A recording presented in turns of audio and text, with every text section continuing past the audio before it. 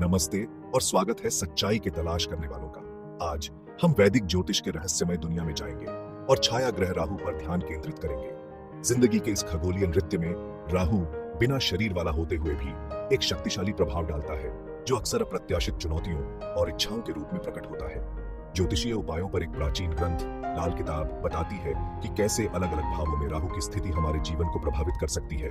कभी कभी अशांत तूफान लाती है तो कभी कभी वेश में आशीर्वाद बरसाती है। लेकिन डरो मत, क्योंकि इन ब्रह्मांडीय पैटर्न के भीतर ही समाधान निहित है। व्यावहारिक उपाय जो हमारे अस्तित्व में सामंजस्य ला सकते हैं। आइए इन उपायों का पता लगाएं, केवल रस्मों के रूप में नहीं, बल्कि ब्रह्मांडीय लय के साथ खुद को जोड़ने की दिशा में सचेत कदमों के रूप में। चांदी अपने चंद्रमा कनेक्शन के साथ राहु की उग्र ऊर्जा को शांत करने की अनोखी क्षमता रखती है। कल्पना कीजिए कि आपने अपनी गर्दन में चांदी की चेन पहनी हुई है, एक चमकदार ढाल जो किसी भी नकारात्मकता को वापस दर्शाती है। अपनी त्वचा पर इसके ठंडेपन को महसूस करें, सुरक्षा और संतुलन की निरंतर याद दिलाता है। मंशा से ओतप्रोत यह सरल कार्य राहु के बुरे प्रभावों को कम करने का एक शक्तिशाली उपकरण बन जाता है। जैसे ही आप इसे पहनते हैं, इसकी कोमल ऊर्जा की कल्पना करें जो आपके भीतर के तूफानों को शांत कर रही है, आपके अस्तित्व में स्पष्टता और शांति ला रही है। याद रखें, यह केवल एक आभूषण पहनने के बारे में नहीं है, बल्कि उस ऊर्जा को अपनाने के बारे में है जिसका वह प्रतिनिधित्व करता है। ब्रह्मांड के साथ सामंजस्य स्थापित करने की दिशा में एक सचेत कदम।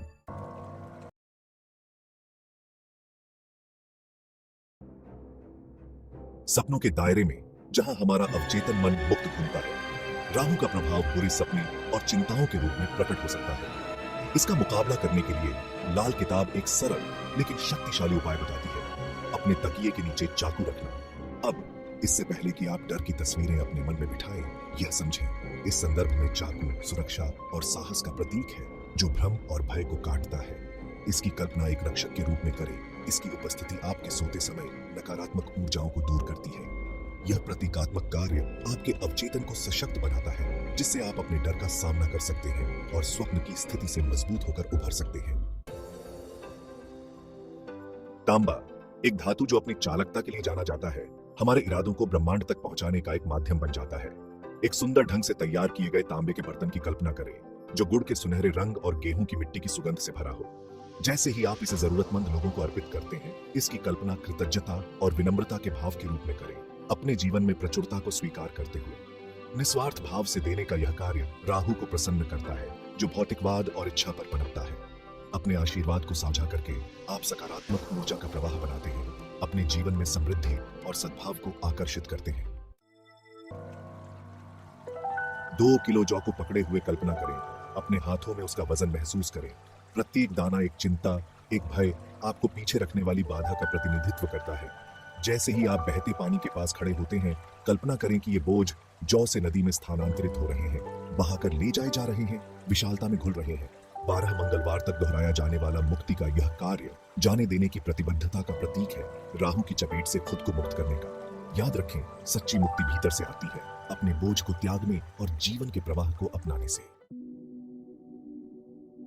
चांदी का एक साधारण सा मनका जो हृदय के पास पहना जाता है, राहु की कृपा की एक शक्तिशाली याद दिलाहट के रूप में काम कर सकता है। इस छोटे से मनके की कल्पना सकारात्मक ऊर्जा के भंडार के रूप में करें। इसकी चिकनी सतह नकारात्मकता को दूर करती है। जैसे ही आप इसे पहनते हैं, इसके सूक्ष्म कंपन को महसूस करें। आपके चारों ओर सुरक्षा का एक मौन मंत्र। विश्वास और मंशा के साथ किया गया यह कार्य परमात्मा से आपके संबंध को मजबूत करता है, राहु के आशीर्वाद को आपके जीवन में आमंत्रित करता है। हमारे घर शांति के स्थान होने चाहिए, जहां हमारा आंतरिक मंदिर फल फूल सके। हालांकि पूजा स्थल की स्थापना करना नेक काम है, लेकिन लाल किताब राहु के प्रभावी होने पर घर के भीतर मंदिर रखने की सलाह नहीं देती है। यह ईश्वर का अनादर करने के बारे में नहीं है, बल्कि ऊर्जा के नाजुक संतुलन को समझने के बारे में है। इसके बजाय अपने आंतरिक मंदिर को विकसित करने पर ध्यान केंद्रित करें। ध्यान, चिंतन और परमात्मा से जुड़ने का स्थान। याद रखें, सच्ची भक्ति बाहरी संरचनाओं में नहीं, बल्कि हमारे दिलों और इरादों की पवित्रता में होती है। प्रतीकवाद के ताने बाने में प्रतीत होने वाली मामूली वस्तुएं भी ऊर्जावान छाप छोड़ सकती है। राहु के प्रभाव से निपटने के दौरान लाल किताब आपके घर में हाथी के खिलौनों से परहेज करने का सुझाव देती है। जबकि हाथी शक्ति और ज्ञान का प्रतीक है, इस संदर्भ में उनकी उपस्थिति अनजाने में राहु की ऊर्जा को बढ़ा सकती है। इसके बजाय अपने आप को उन प्रतीकों से घेरें जो स्पष्टता, शांति और आध्यात्मिक विकास के साथ प्रतिध्वनित होते हैं। याद रखें, हमारा परिवेश हमारे मन की स्थिति को प्रभावित करता है। होशपूर्वक यह चुनकर कि हम अपने घरों में क्या लाते हैं, हम अपनी भलाई के अनुकूल वातावरण बनाते हैं। जब राहु की ऊर्जा भारी पड़ने लगे तो अपने घर की सीमाओं से बाहर निकलें और प्रकृति के आलिंगन में कदम रखें। खुले आसमान के नीचे एक शांत जगह खोजें जहां आप पृथ्वी की ग्राउंडिंग ऊर्जा से जुड़ सकें। योग और ध्यान का अभ्यास करें। अपनी सांसों को ब्रह्मांड की लय के साथ तालमेल बिठाने दें। पर्यावरण में यह बदलाव इन प्रथाओं की परिवर्तनकारी शक्ति के साथ नकारात्मकता को दूर करने और भीतर संतुलन बहाल करने में मदद कर सकता है। याद रखें, सच्ची शांति दुनिया से भागने से नहीं, बल्कि खुद के भीतर और अपने आसपास की दुनिया के साथ सामंजस्य बिठाने से मिलती है। सीसा अपने घनत्व के साथ कर्म के भार हमारे कार्यों के संचित परिणामों का प्रतीक है। लाल किताब विशेष रूप से राहु से जुड़े कर्मों के बोझ को कम करने के तरीके के रूप में बहते पानी में 400 ग्राम सीसा छोड़ने की सिफारिश करती है। जैसे ही आप सीसा छोड़ते हैं, कल्पना करें कि यह नकारात्मकता, पिछली गलतियों और सीमित करने वाले पैटर्न को दूर कर रहा है। यह प्रतीकात्मक कार्य एक अनुस्मारक है कि हमारे पास अलग तरह से चुनने की शक्ति है, सचेत रूप से अपने कार्यों को अपनी उच्चतम आकांक्षाओं के साथ जोड़कर एक अधिक सकारात्मक भविष्य बनाने की। जैसे ही हम राहु के लिए लाल किताब के उपायों की अपनी खोज समाप्त करते हैं, याद रखें कि ये प्रथाएं केवल रस्में नहीं हैं, बल्कि जीवन के ब्रह्मांडीय नृत्य के साथ खुद को जोड़ने की दिशा में सचेत कदम है। राहु के प्रभाव को समझकर और ईमानदारी और मंशा के साथ इन उपायों को अपनाकर हम जीवन की चुनौतियों को शालीनता के साथ नेविगेट कर सकते हैं और मजबूत, समझदार और अपने वास्तविक स्वरूप से अधिक जुड़े हुए बन सकते हैं। ये अंतर्दृष्टि वैदिक ज्योतिष की गहन दुनिया की एक झलक पेश करती है।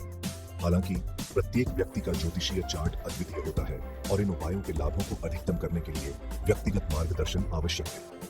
अपने व्यक्तिगत ज्योतिषीय खाके की गहरी समझ और राहु के प्रभाव को नेविगेट करने के बारे में अनुरूप मार्गदर्शन के लिए मैं आपको डी स्वामी एस्ट्रो से परामर्श लेने के लिए आमंत्रित करता हूँ। आइए साथ मिलकर आपके मार्ग को रोशन करें और आपको उद्देश्य, प्रचुरता